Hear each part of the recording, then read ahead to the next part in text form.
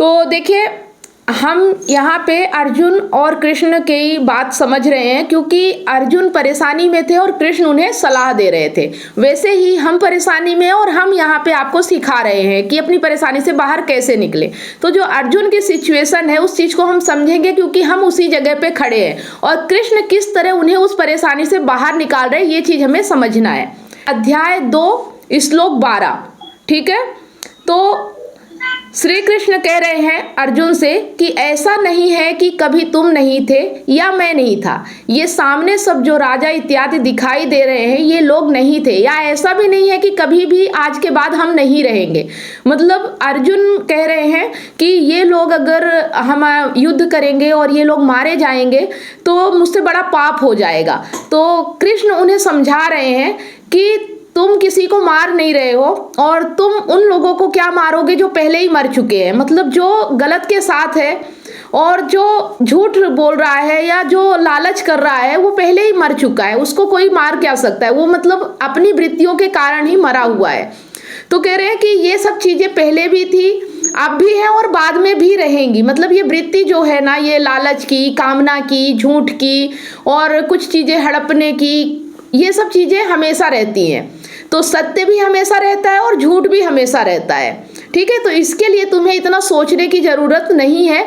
तुम एक निमित्त मात्र हो, तुम एक माध्यम मात्र हो, और तुम वो करो जो सही है, जो करना अभी जरूरी है। ये मत सोचो कि इसको करने के बाद क्या होगा।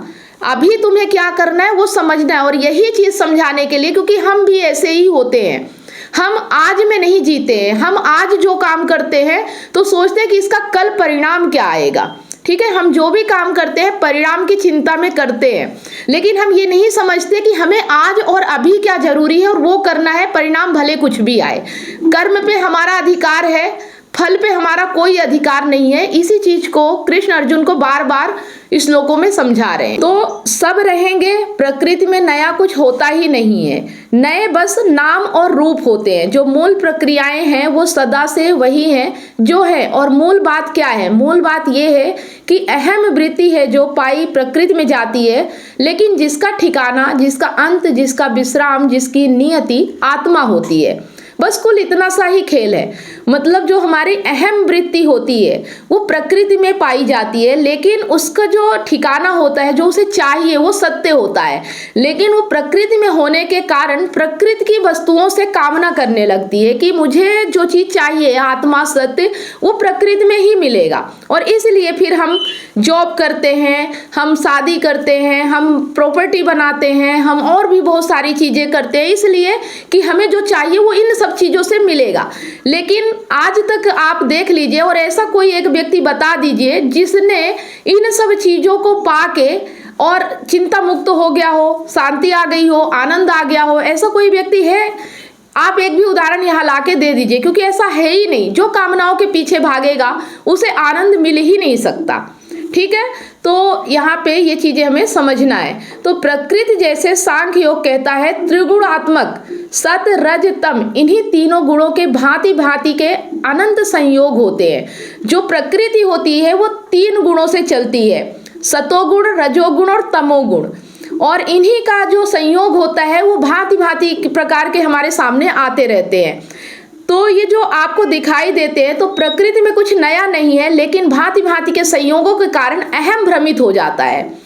कोई नया संयोग सामने आता है, अहम को लगता है कुछ नया ही सामने आ गया। नया कुछ है नहीं, नया बस एक भ्रम है।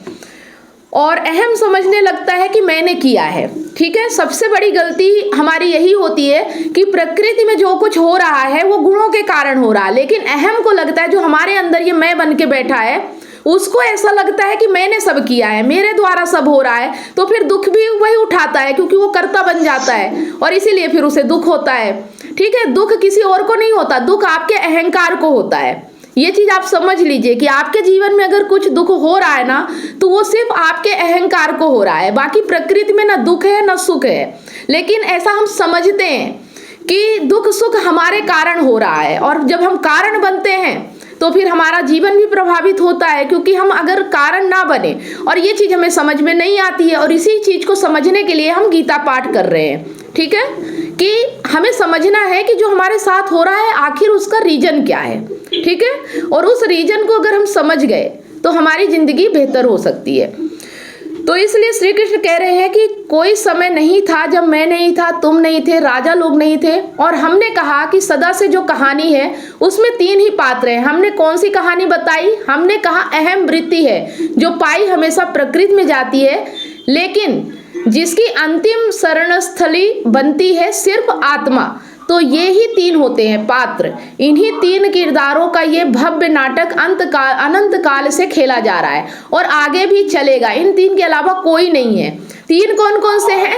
अहम जो हमारे भीतर है, प्रकृति जो बाहर पूरी ब्रह्मांड है, ये प्रकृति है, और आत्मा जो सत्य है, जो हर समय साथ रहता है लेकिन हम उसे देख नहीं पाते हैं, है ना। सत्य है तो ही तो हम विचलित हो रहे हैं। अगर हमें सत्य का पता नहीं होता तो फिर जो भी हमारे साथ होता हम उससे विचलित क्यों होते, प्रभावित क्यों होते? हम प्रभावित ही इसलिए हो रहे हैं कि हमें सत्य चाहिए लेकिन हम सत्य को समझ नहीं पा रहे हैं, इसलिए हमारे जीवन में प्रॉब्लम आ रही है। तो श्री कृष्ण कह रहे हैं कि कोई समय नहीं था जब मैं नहीं था, तुम नहीं थे, और ये सब लोग जिनके लिए तुम शोक कर रहे हो ये नहीं थे। यहाँ भी कितने हैं? 3 और 3 का कुछ हिसाब बैठा नहीं बैठा, कुछ बैठ रहा है नहीं बैठ रहा है। कौन से 3 होते हैं? अहम, प्रकृति, आत्मा। देखिए इस चीज को लिख लीजिए कि 3 ही चीज होती है, अहम, प्रकृति और आत्मा, और इन्हीं 3 चीजों का खेल चल रहा है और हम इसी में परेशान हैं। अगर इस चीज को हम समझ गए तो हमारे जीवन की परेशानी खत्म हो सकती है। यही कुल कहानी है। और कृष्ण यहाँ पर कह रहे हैं कोई समय नहीं था जब हम नहीं थे, तुम नहीं थे, या ये जितने योद्धा दिख रहे हैं सामने ये नहीं थे, वही 3 यहाँ भी है। तो वो 3 कौन है यहाँ पर? अर्जुन कौन है? अर्जुन है अहम वृत्ति, ठीक है। अर्जुन कौन है? अर्जुन अहम वृत्ति है जो हम सबके अंदर है। हम सबके भीतर एक ही वृत्ति है, अहम वृत्ति। और सब राजा लोग कौन है? प्रकृति है। प्रकृति मतलब दुख होना, सुख होना, लालच आना, कामना आना, ये प्रकृति हो जाती है। ये सब प्रकृति में खेल चलता है ना। और अहम इसमें फंस जाता है। और कृष्ण क्या है? आत्मा। कृष्ण को यहाँ हम मानेंगे सत्य की जगह। कुछ पाने की कामना करता है, फिर उसके लिए कुछ गलत चालें चलता है, और फिर जब उससे जीवन परेशान होता है तो फिर हम मतलब अपने अहंकार को बढ़ाने के लिए, उस चीज़ को पाने के लिए फिर सही और गलत नहीं देखते। जिस तरह से दुर्योधन नहीं देख रहा है कि क्या सही है और क्या गलत है, बस उसे राज्य हासिल करना है, और ये कामना ही उसके जीवन के अंत का कारण बनती है। और ऐसे ही हमारी भी कुछ कामनाएं होती हैं जिन्हें हम पूरा करने के लिए ये नहीं सोचते कि क्या सही और क्या गलत है, बस हम वो कामना पूरी करना चाहते हैं, और उस कामना को पूरी करने के लिए हमारा पूरा जीवन अस्त व्यस्त हो जाता है। तो आप अपने जीवन में भी टटोल कर देख लीजिए, आपको कुछ और दिख जाए तो कभी भी कुछ भी हो रहा होगा, बस यही हो रहा होगा। अर्जुन होंगे, कृष्ण होंगे, और ये पूरा चारों तरफ से घेरे हुए कुल खानदान और दुनियादारी का कुनबा, यही सब होगा। हाँ, उनके सब नाम वाम बदल जाएंगे। जरूरी नहीं है कि जिन्होंने घेर रखा हो वो व्यक्ति रूप में ही हो, कोई और भी रूप हो सकता है। तो रूप तो बदलते ही रहते हैं। प्रकृति को ही तो माया बोलते हैं ना। अब माया क्या है? अब हम समझेंगे कि माया क्या है। अभी तक हमने क्या समझा है कि 3 चीजें होती हैं जो ही जीवन का खेल खेलती रहती है, जैसे प्रकृति, अहम और आत्मा। अब ये बीच में माया क्या आ रही है, ठीक है, इसको हम समझेंगे। तो अब ये माया क्या है? बहुरूपिणी, महाठगनी, रूप बदलना ही तो उसका विशेषज्ञता का काम है। यही तो वो जानती है, नहीं तो पकड़ ली जाएगी, पहचान ली गई तो नए नए रूप में आती है और कुछ और बनकर आती है। अर्जुन ठगे जा रहे हैं। समझ में आ रही है बात कि अहम का संबंध क्या होना चाहिए? प्रकृति से। क्योंकि यहाँ पर कृष्ण अर्जुन को प्रेरित कर रहे हैं एक संबंध रखने के लिए। क्या संबंध होना चाहिए? प्रकृति में जो कुछ भी ऐसा है जो तुम्हें आत्मा की ओर ले जाने में सहायक हो, और ये बात तुम्हारे संदर्भ में की जा रही है, ठीक है। आवश्यक नहीं है कि प्रकृति ने चैतन्य रूप से निर्णय कर रखा हो तुम्हें रोकने का या धकेलने का। बात आपके संदर्भ में है। आपके लिए प्रकृति में जो कुछ ऐसा हो जो आपको आत्मा की तरफ ले जाता हो, उसको आप सर्वोच्च मानकर पूजिए। क्योंकि आत्मा को तो क्या ही पूजेगा कोई, पूजा तो प्रकृति की ही हो सकती है। प्रकृति में जो भी आपको दिखाई दे रहा है, समझ में आ रहा है, सोच पा रहे हैं, छू पा रहे हैं, जो भी कुछ ऐसे ऐसे रिश्ता बना पा रहे हैं आत्मा से, तो क्या रिश्ता बनाएंगे? तो अजीब चीज होती है, उससे प्यार किया जा सकता है, रिश्ता नहीं बनाया जा सकता है ना। जो भी चीजें प्रकृति में है उससे मात्र प्यार किया जा सकता है, रिश्ता नहीं बनाया जा सकता। इस चीज को हमें समझना है। तो जो भी कुछ प्रकृति में ऐसा है जो आत्मा की तरफ भेजता है, आपको उसको पूजना है, बस यही है। और जो कुछ भी प्रकृति में ऐसा है आपके लिए जो आत्मा की तरफ जाने में अवरोध बनाता है, उसको किनारे कर देना है। जब किनारे करना है तो इस तरह करना है कि किनारे करने में भी कहीं लिप्त ना हो जाए। मतलब एक चीज हमें यहाँ पे ये समझना है, जो चीज हमें सत्य की ओर ले जाए, मुक्ति की ओर ले जाए, आनंद की ओर ले जाए, उसे हमें मतलब सच मान के उसके साथ हमें रिश्ता बनाना है। लेकिन रिश्ता ऐसा बनाना है कि लिप्त नहीं होना है, ये भी समझना है, ठीक है। तो उस चीज को, और जो चीज हमें झूठ की ओर ले जाती है, कामना की ओर ले जाती है, दुख की ओर ले जाती है, उन सब चीजों से किनारा करना है। लेकिन किनारा करने में भी उनमें लिप्त नहीं हो जाना है। ये मतलब एक अहंकार नहीं आना चाहिए कि हम तुम्हें छोड़ रहे हैं या हम तुम्हारे साथ रहेंगे नहीं। ये सारी चीजें भी आपको समझना पड़ेगा, क्योंकि अहंकार तो कहीं भी घुस जाता है, उसका कोई अस्तित्व नहीं होता और वो हर चीज में घुस जाता है और यही आपके दुख का कारण होता है। तो जब पूजना है तो भी ऐसे पूजना है कि पूजने में भी कहीं लिप्त ना हो जाएं। देखो, हम जिस भी चीज से हमारा रिश्ता है ना, उससे हमें लिप्तता नहीं होनी चाहिए, ये चीज का ध्यान रखना है। कोई भाई पूजना लक्ष्य नहीं है, पूजना भी साधना है, साधन है। पूजा का लक्ष्य पूज्य वस्तु से एकत्व तो नहीं होता। जैसे कि हम भगवान की पूजा करते हैं तो ठीक है, पूजा करना तक तो ठीक है, लेकिन हम उसी में सब सोच ले कि वही सब चमत्कार करेंगे, अब तो हमें कुछ करना ही नहीं है, अब हम उसी के आगे बैठ जाते हैं, हाथ जोड़ के लिप्त हो जाते हैं, तो ये गलत है, ठीक है। पूजा का मतलब ये होता है कि उस व्यक्ति को देखना जिसे आप पूज रहे हो, और वो क्या है उस चीज को, उसके पीछे की चीज को समझना, ना कि मूर्ति को ही सब कुछ मान लेना। मूर्ति के पीछे क्या है वो उस व्यक्ति को समझना, और वो चीजें क्या हमारे अंदर है ये चीज जानना। अगर वो चीजें जिसकी हम पूजा कर रहे हैं वो चीज हमारे भीतर अप्लाई नहीं हो रही है या हम उसमें है नहीं, तो फिर वो पूजा व्यर्थ है, वो सिर्फ हमारे लिए एक दुख का कारण होगा, इसके अलावा और कुछ हमें नहीं मिलता है।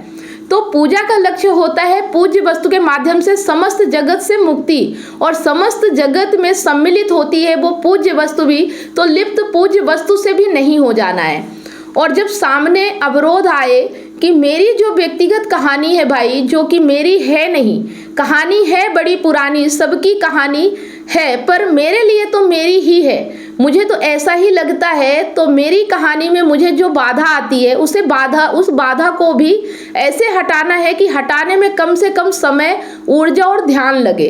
रुक नहीं जाना है। जैसे सड़क पर कोई गड्ढा आ गया हो, वहां खड़े होकर के आप गड्ढे का आकार नहीं नापने लगते हो, ठीक ना, आप गड्ढे को गरियाने लगते हो, ना गड्ढे को दुष्टता पर विचार करने लग जाते हो। क्या करते हो, जल्दी से जल्दी कम से कम समय लगाते हुए गड्ढे को अपने मन का कम से कम हिस्सा देते हुए बस अपने आप को बचा करके वही श्री कृष्ण, मतलब गड्ढे को क्या करते हैं, जब रास्ते पे आ जाता है क्या हम उसे देखने लगते हैं, क्या हम उसका ब्यौरा निकालने लगते हैं कि कितना चौड़ा है, कितना गहरा है। बस उस गड्ढे को थोड़ा सा हम या तो ढक देंगे या तो उसे किनारे करके हम निकल जाएंगे, लेकिन हम अपना समय और ऊर्जा वहां पे नहीं देते।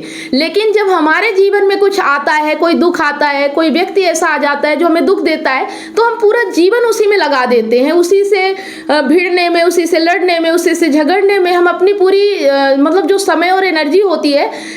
बहुत सारे लोगों को मैंने देखा है कि जिनकी शादी हो जाती है और शादी में अगर उनके पार्टनर से उनकी बात नहीं हो पा रही है या झगड़ा हो रहा है या फिर एक दूसरे के विचार नहीं मेल खाते, तो पूरी जिंदगी उससे बाहर निकलने में लगा देते। इसके अलावा फिर उनके जीवन में कुछ और बचता ही नहीं है, ठीक है। तो वही श्री कृष्ण ने चाहा था, जब उन्होंने कहा था ये जो युद्ध ना हो तो भला, मतलब कृष्ण पहले ये सोचते थे कि युद्ध ना हो, और इसके लिए भी उन्होंने प्रयास किया था, क्योंकि युद्ध का होना भी अर्जुन के लिए ठीक नहीं है। 18 दिन लगातार किसके विषय में सोचना पड़ेगा, किसके बारे में सोचना पड़ेगा, सामने प्रतिपक्षी है, क्या चालें चल रहे हैं, आज क्या व्यूह रचना होगी, फलाने को कैसे मारे, उस योद्धा को कैसे घेरे, दिन भर यही सोचना पड़ेगा। अब ये सोचना सब कोई बड़े आनंद की बात तो है नहीं, तो बेहतर तो ये होता कि युद्ध होता ही नहीं, पर अब युद्ध हो रहा है तो उसको करना है।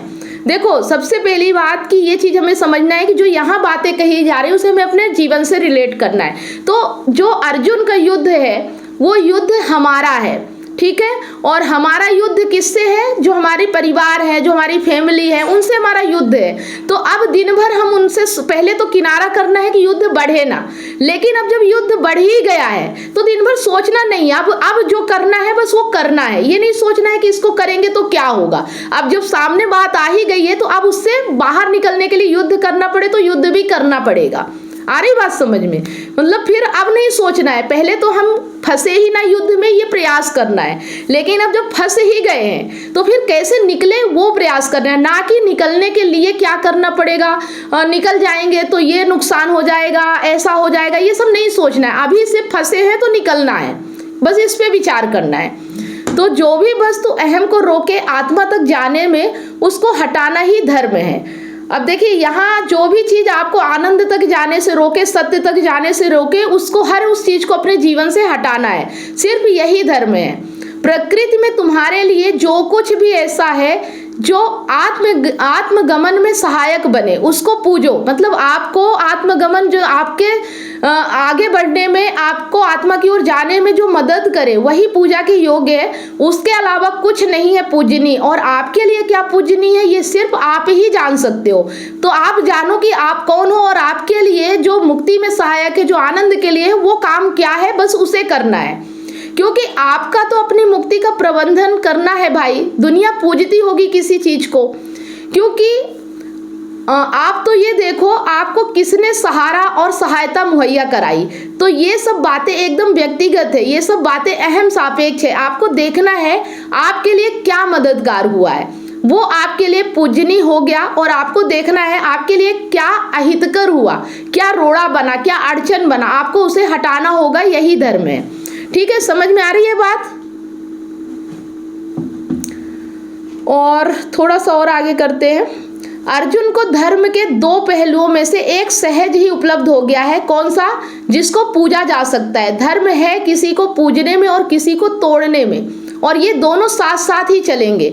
जिसको पूजना है वो अर्जुन के साथ ही खड़े हैं, तो इसलिए अर्जुन के लिए आसान हो जाएगा दूसरे पक्ष को भी प्राप्त कर पाना। वो ना होते अर्जुन के पास जो पूजनीय है तो न कर पाते अर्जुन वो जो करणीय है। मतलब यहाँ पे सत्य अर्जुन को वैसे ही उपलब्ध हो गया है कृष्ण के रूप में, और अब उनको सिर्फ उससे लड़ना है जो उनको उस तक रोक रहा है आने से। ठीक है, तो समझ में आ रही है बात? ज्ञानी लोग जीवित मृत लोगों के लिए शोक नहीं करते। क्यों नहीं करते शोक? क्या बात है? और शोक को ना बड़ा दोष माना गया है, जैसे काम, क्रोध, लोभ, भय, ये सब मोह, ये सब दोष होते हैं। वैसे ही एक दोष शोक भी है। मतलब जो हमारी जिंदगी का जो मुसीबत है वो क्या है? काम, क्रोध, लोभ, भय, मोह, ये सब दोष है। उसी तरह अगर हम किसी के लिए शोक कर रहे हैं तो वो भी एक दोष ही है, और यहाँ अर्जुन शोक कर रहे हैं। ठीक है, और हम भी करते हैं। तो आप बैठ करके एकदम शोक मना रहे हो, टप टप आंसू झर रहे हैं, उठ रही है छाती, पीटने का मन हो रहा है। अध्यात्म में ये दोष है। कोई आपको मिले जिसको लालच बहुत हो रहा है, आप उसको बोल देंगे कि ये तुम गलत कर रहे हो, ये दोष है, हो जाता है ना। लेकिन आपको कोई मिले जो दुख बहुत मना रहा हो, आप उसको ये नहीं बोल पाते हो देखो गलत कर रहे हो। सहानुभूति सी उठती है, लगता है आदमी अच्छा है, कुछ गलत हो गया इसके साथ, इसको तो सहारा देना चाहिए, इसकी गलती क्या बताएं। पर शोक भी भय, क्रोध, लोभ, मोह जैसी ही गलती है, दोष है।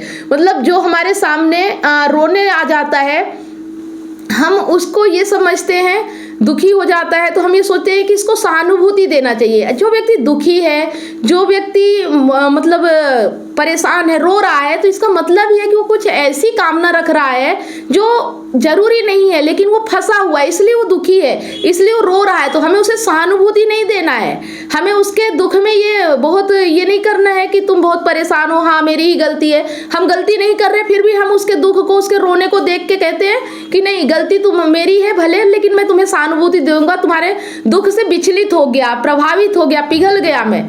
ऐसा नहीं है। वो दुखी ही इसलिए है क्योंकि वो गलत रास्ते पे, और वो अगर दुखी है और आप उसके दुख को सहानुभूति दोगे तो आप भी दुखी हो जाओगे। आपको उसे सत्य देना है, ना कि सहानुभूति देना है। ये चीज आप समझिए। कोई भी व्यक्ति आपके पास है जो रो रहा है, जो दुखी है, जो गिड़गिड़ा रहा है, ऐसे व्यक्ति को सिर्फ सत्य की ओर ले जाना है, ना कि उसके आंसू पोंछ के उसे सहानुभूति देना और उसके दुख को और बढ़ाना है। जैसे ही आप आंसू पोंछोगे उसके दुख और बढ़ेंगे। इस चीज को समझो आप।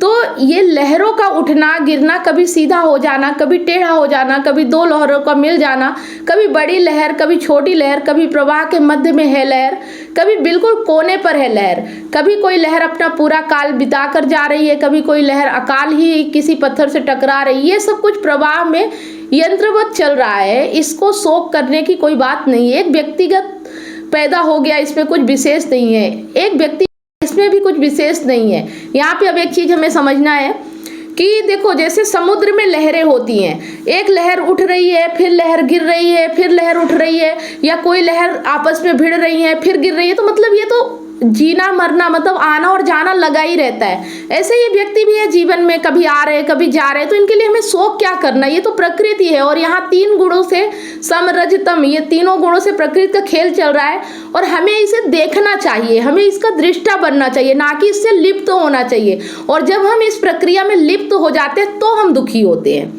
ठीक है, हम दुखी हो ही क्यों रहे हैं। कोई भी व्यक्ति किसी भी चीज से दुख है, चाहे वो पत्नी से दुख हो, चाहे बच्चे से दुख हो, चाहे समाज से दुख हो, चाहे परिवार से दुख हो, चाहे बिजनेस से दुख हो, किसी भी चीज का दुख तभी होता है जब आप उसमें लिप्त हो जाते हैं, जब आप उससे कामना करते हो और जब आप उसे अपने अनुरूप बनाने की कोशिश करते हैं तो दुख होता है। अगर आप उसे उसकी प्रकृति में जीने दो, आप अपनी प्रकृति में जियो और फिर जो हो रहा है सहज ही होता रहे, तो दुख का कोई संबंध ही नहीं है। आ रहा समझ में। तो भूलना नहीं तुम कौन हो। कौन हो तुम? अर्जुन को क्या बोल रहे हैं, कौन हो अर्जुन? आप लोग साथ चलिए, थोड़ा आज थोड़ा मामला ठंडा लग रहा है। अर्जुन कौन है? अर्जुन अहम है ना। तो अहम के लिए हर्ष और शोक सिर्फ और सिर्फ किन 2 बातों में निहित है? उसमें हर्ष है, आत्मा की तरफ कुछ ले जाए तो उसमें हर्ष है, आत्मा से कुछ दूर कर दे तो शोक है। मतलब अगर हमें खुशी और गम मनाना भी है तो किस चीज में? जो चीज आपको आत्मा से दूर ले जा रही है उसे में दुख मनाइए, और जो व्यक्ति आपको आत्मा के करीब ले जा रही है उसमें खुशी मनाइए। बस यही करना है हमें। ऐसा नहीं है कि कोई आपको दुख दिए जा रहा है और आप खुशी की उम्मीद कर रहे हैं। जब आप सत्य से दूर हैं तो आत्मा के करीब कैसे हो सकते हैं? दुख तो मिलना ही है। ये स्वाभाविक बात है कि अगर हमारे जीवन में दुख प्रतीत हो रहा है तो इसका मतलब है कि हमारे जीवन में सच नहीं है, लेकिन कामना बहुत तेजी है, कामना की बहुत तेजी से इच्छा की जा रही है। ठीक है, कि हमें ये चीज मिल जाए और ये हमारे हिसाब से ही चले।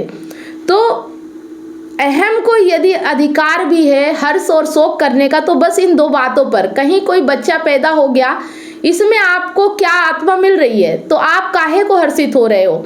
कहीं कोई मर गया है, आपकी आत्मा छिन गई, आप काहे को रो रहे हो? अब ये बात बड़ी क्रूरता की लगती है, कम से कम निर्ममता की लगती है कि कृष्ण यही बोल रहे हैं, मैं क्या करूं? और जब आप प्रकृति की घटनाओं से सही संबंध रखते हो कि कौन सी घटनाएं हैं, 2 ही तरह की घटना मेरे लिए महत्वपूर्ण है, अर्थपूर्ण है, सिर्फ 2 तरह की। एक वो जो मेरी सहायता कर रही है उधर आत्मा की ओर जाने में, और दूसरी वो जो उधर आत्मा की ओर जाने में रोक रही है। इन 2 के अलावा बाकी जो कुछ हो रहा है वो क्या है? मेरे लिए है ही नहीं। उपेक्षा मतलब ही नहीं है। करना क्या है उसका? करना क्या है उसको? कुछ नहीं करना है, ना उपेक्षा करना है और ना बहुत उसको महत्व देना है, कुछ भी नहीं करना है। मतलब उसका कोई इम्पोर्टेंट नहीं है। इम्पोर्टेंट सिर्फ ये है कि जो चीज़ आपको आनंद की ओर ले जा रही है वो महत्वपूर्ण है, और जो चीज़ आपको दुख की ओर ले जा रही है उसका कोई अस्तित्व ही नहीं है, वो फिर आपके लिए जीवन में महत्वपूर्ण नहीं होना चाहिए। तो जो भी हो रहा है उसमें कुछ ऐसा है जो मन को आलोक दे देगा तो मैं उस चीज को अपने लिए अर्थपूर्ण मानूंगा। कुछ ऐसा है जो मन को अंधेरा देने को तैयार है, उस चीज को भी अर्थपूर्ण मानूंगा। बाकी जो कुछ भी हो रहा है वो तो ऐसे ही है, एक नदी बह रही है, शोक क्या करना है और हर्ष भी क्या करना है। ठीक है, तो आज यहीं तक हम पढ़ते